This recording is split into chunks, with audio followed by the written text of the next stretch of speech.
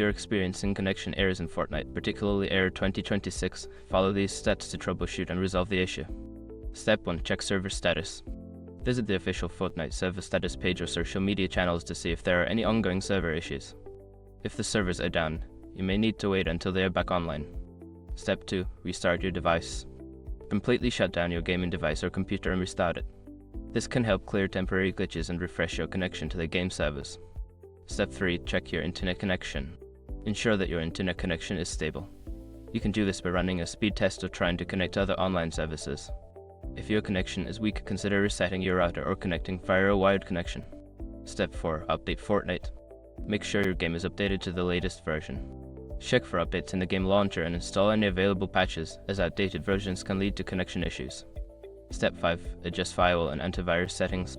Sometimes, firewalls or antivirus software can block Fortnite from connecting to the internet. Check your firewall settings to ensure that Fortnite is allowed through, and consider temporarily disabling your antivirus to see if it resolves the issue. By following these steps, you should be able to resolve the connection error and get back to playing Fortnite. If the problem persists, consider reaching out to Epic Games support for further assistance.